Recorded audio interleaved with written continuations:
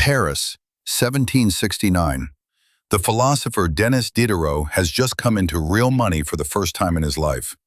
The Empress of Russia, Catherine the Great, bought his entire library, and suddenly one of the most brilliant minds in Europe is flush. A friend gives him a gift to celebrate, a gorgeous scarlet dressing gown, and that gown destroys his life. Not all at once. First, he notices his desk. Next to the new gown, it looks shabby, so he replaces it. Then the tapestry on the wall looks cheap, replaced. The straw chair, replaced with leather. The plain bookshelf, replaced with an inlaid armoire. Piece by piece, the new gown makes everything he owns look wrong, and piece by piece he upgrades his whole apartment, until the man who just received a windfall from an empress is sitting in beautiful rooms, in debt.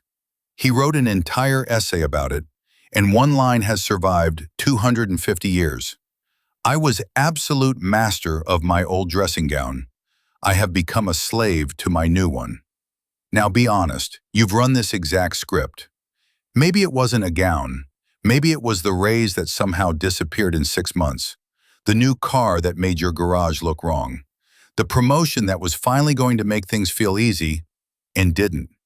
This video is about why your brain keeps making that exact promise, why the promise keeps breaking, and what the last 50 years of research say actually works instead. Because the raise is real. The fix everything feeling, that's a forecast error, and your brain makes it by design. Start with the promise itself. When you imagine getting a raise, what your brain actually does is run a little movie. You, with more money, happier. Psychologists have a name for what's wrong with that movie. It's called the focusing illusion. And the researchers who documented it in the journal Science put it in one line. Nothing in life is quite as important as you think it is while you are thinking about it. When you think about a raise, you are thinking about money, so money feels like the whole picture. But your actual life next year will be the same commute, the same inbox, the same relationship, the same needs, with the money as one ingredient among hundreds. The study found that the belief that high income equals good mood is, in their words, widespread but mostly illusory.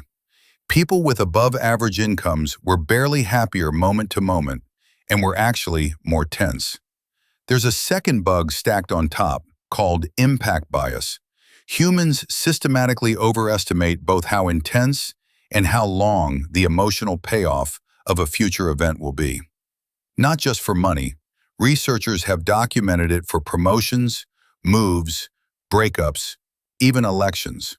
Your forecasting machinery runs hot on everything.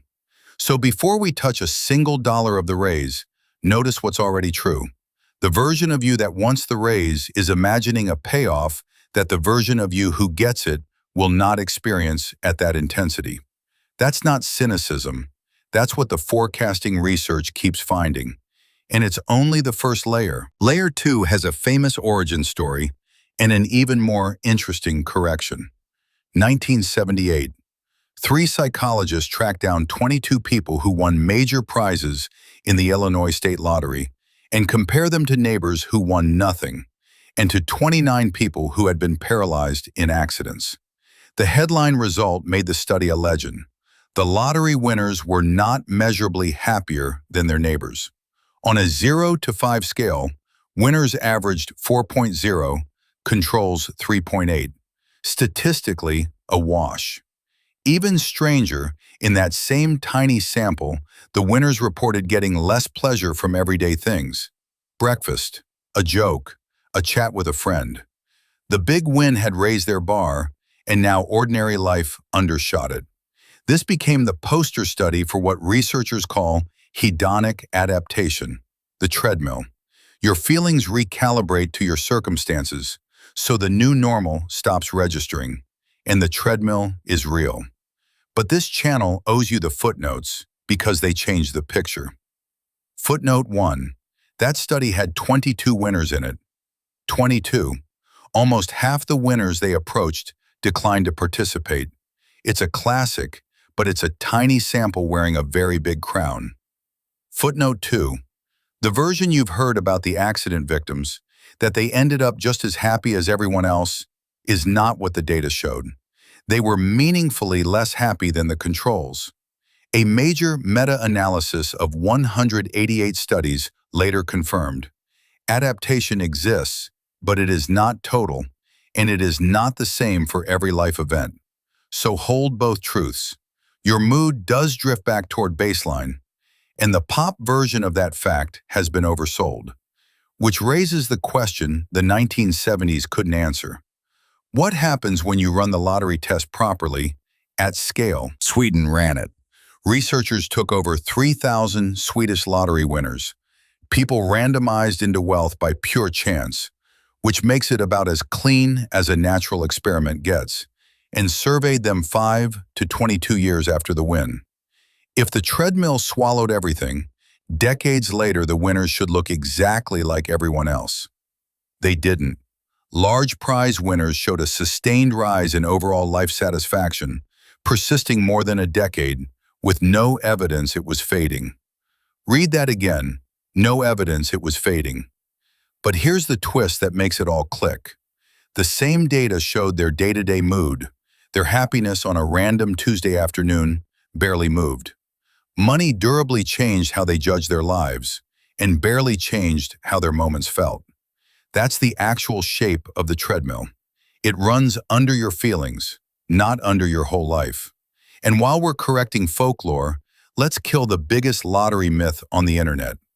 You've heard that 70% of lottery winners go broke. That number traces to an offhand remark at a 2001 conference, and the foundation it's attributed to formally disowned it in writing. Not backed by research, cannot be confirmed. The real number, from Florida records, about 5.5% of winners went bankrupt within 5 years. Still a story in there, though. Medium-sized wins cut bankruptcy risk in half for about 2 years, and then the winners caught right back up to everyone else. The money didn't fix the behavior, it just postponed it. Hold on to that, because it's the whole second half of this video. But first, the most famous number in the psychology of money, the one that almost proved none of this matters. Now for the most famous number in the psychology of money. 2010.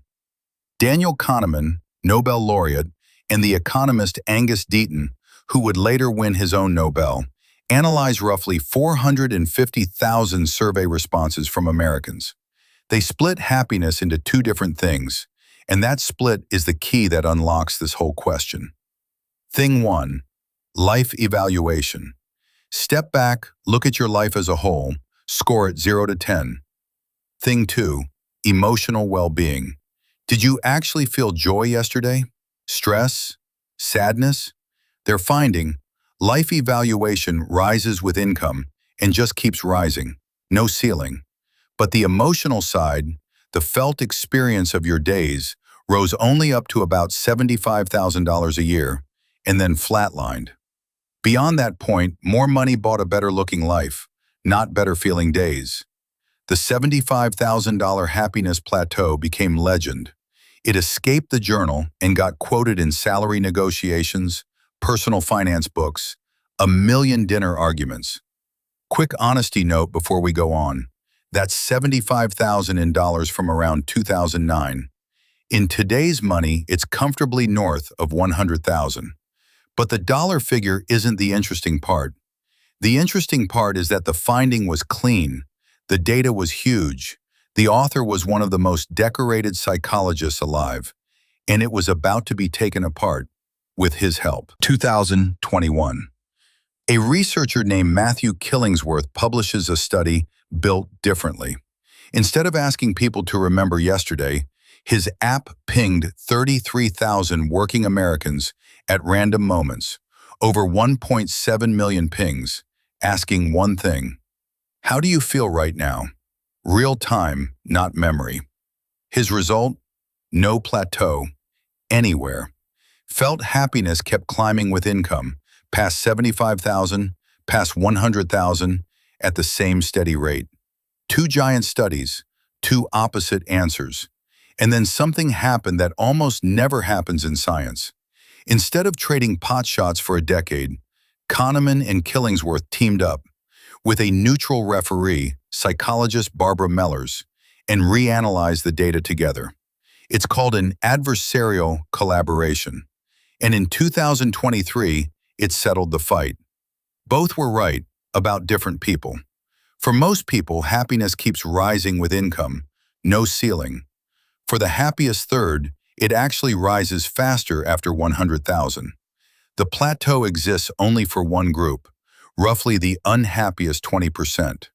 Their suffering eases as income climbs, up to around $100,000, and then stops improving. Because past that point, what's hurting them, grief, heartbreak, depression, isn't for sale. Money can remove money problems, and only money problems. And why did the 2010 study miss this? Its yes or no questions could detect misery, but couldn't tell good days from great ones. The measurement had a ceiling, so it found one. Daniel Kahneman was 89 years old when he co-signed the paper, correcting his own most famous result. That's the standard this channel aspires to. One caveat survives, and it matters for your raise. All of this runs on a log scale. Each doubling of income buys a similar bump in happiness, which means a $10,000 raise feels big at $40,000 a year and barely registers at $200,000. Every dollar you add buys a little less feeling than the one before it. Keep that in your pocket. Because now we have a puzzle. If higher income really is linked to more happiness, why doesn't your raise feel like it helped? Because you never actually meet your raise. Watch where it goes. The federal government tracks what American households spend, top to bottom. Households in the bottom fifth of incomes spend about $35,000 a year. Households in the top fifth spend about $150,000. Spending doesn't just rise with income, it rises almost in lockstep, all the way up. As the money comes in, the life inflates to absorb it. Zoom out and you can watch a whole country do it. In 1975, Americans saved 17 cents of every after-tax dollar, the all-time peak. Today, earning far more in real terms, we save around 4.5 cents. And it's not mostly rent and groceries doing it. As income rises, necessities shrink as a share. Food eats about a third of after-tax income at the bottom and about 8% at the top. The creep lives almost entirely in the discretionary layer, the upgrades, which is exactly what Diderot described in 1769. Possessions come in matching sets. One scarlet dressing gown, and suddenly the desk is wrong, the chair is wrong, the walls are wrong. An anthropologist named Grant McCracken gave it a formal name 2 centuries later, the Diderot effect. One upgraded thing quietly demands the rest of your life match it.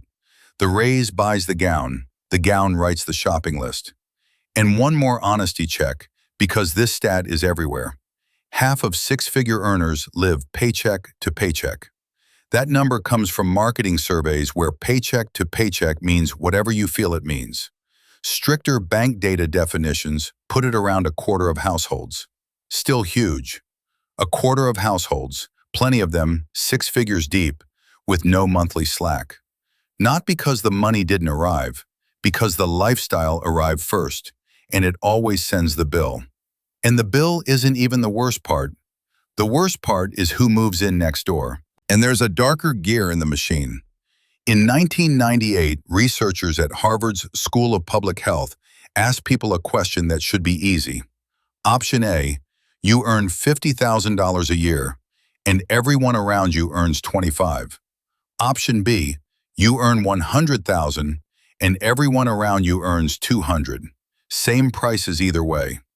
Option B gives you literally twice the purchasing power. 56% chose A. Twice the purchasing power, turned down on purpose. A majority of people at a school of public health chose to be objectively poorer so long as they were relatively richer. Because your brain doesn't experience income as a number, it experiences income as a rank. This is ancient hardware. Economists were writing about conspicuous consumption back in 1899. And here's what it does to your raise. A raise usually comes with a new reference group. New title, new floor of the office, new neighborhood, new colleagues with newer cars. The moment your income moves up, your comparison set moves up with it. And your rank, the thing your brain was actually tracking, resets to roughly where it was. The economist Robert Frank calls the large-scale version expenditure cascades. Spending at the top shifts what looks normal for the tier below, which shifts the tier below that all the way down. It's how the median new American home grew from about 1,500 square feet in the 70s to over 2,300, while real median earnings barely moved. Nobody decided that. Everybody's reference point just kept sliding. So add up the machine. Your forecast was inflated, your mood adapts, your comparison group upgrades itself, and your spending expands to fill the new income. 4 gears, 1 result. The raise lands, and 6 months later, nothing feels different. Now for the part most videos skip. The gears can be beaten. Not with willpower, with design. Here's the cleanest proof that design beats discipline. When one large American company changed its retirement plan from opt-in to opt-out, sign it yourself versus you're in unless you object, participation among new hires jumped from 37% to 86%. Nobody got wiser. Nobody found motivation. The default changed, so the outcome changed. Then 2 economists, Richard Thaler, who later won the Nobel for this school of thought, and Shlomo Benartzi, built a system aimed at the exact machine this video described. It's called Save More Tomorrow, and the trick is timing. Employees commit in advance that a chunk of every future raise goes straight to savings. Not today's paycheck, future raises. Why does that work? Because your take-home pay never drops, so it never feels like a loss. And because the decision happens before the raise arrives, before the focusing illusion, before the Diderot cascade, before the new reference group shows up. You're deciding for a version of you that doesn't exist yet, which is exactly why it works. First real-world test, 78% of workers offered it signed up, and their savings rate went from 3.5% to 13.6% in about 40 months. Quadrupled. No budgeting app, no discipline, one signature. That principle scales down to your next raise, even if your employer offers nothing. The day the raise is announced, before you feel richer, automate a slice of it, 30 to 50%, straight to savings or investments. You keep the rest guilt-free. The creep gets a smaller gown to work with, and adaptation never gets the chance to eat what it never saw. And for the money you do spend, the research offers one more trick: interruption. In experiments, people who gave up chocolate for a single week enjoyed it dramatically more when they returned to it. Adaptation feeds on constant exposure, so the upgrade you make occasional stays alive, and the one you make daily goes invisible. The daily luxury is the most expensive kind because it stops working. So let's answer the title cleanly. Why does your brain think a raise will fix everything? Because the focusing illusion inflates the forecast. While you're imagining the money looks like the whole picture. Because you overestimate how good it will feel and how long that feeling will last. And why doesn't it deliver? Because mood adapts even when life satisfaction genuinely improves. Because your comparison group upgrades itself the moment you do. And because spending quietly expands to absorb the difference before you ever feel it. But the honest ending isn't, money doesn't matter. In the best data we have, for most people, happiness keeps climbing with income, with no ceiling, and it's tied to how you judge your life more than to how Tuesday feels, with each extra dollar linked to a little less than the one before. So the raise is real. The fix everything feeling is the forecast error, which means the goal was never to out-earn the machine. It's to catch the raise before the machine does. Decide in advance, automate the slice, space out the upgrades, and let the part of the raise you keep actually compound into the thing money truly can buy, which is ground under your feet. Diderot never got that chance. The gown got him first, and he knew it, and he wrote it down so you wouldn't need the same lesson at the same price. One purchase, one raise, one reference point at a time, your brain is deciding what normal costs. Make sure you're in the room when it votes. If you want one money trap explained every week, sourced like this one, subscribe. It's the cheapest upgrade in this entire video. See you in the next.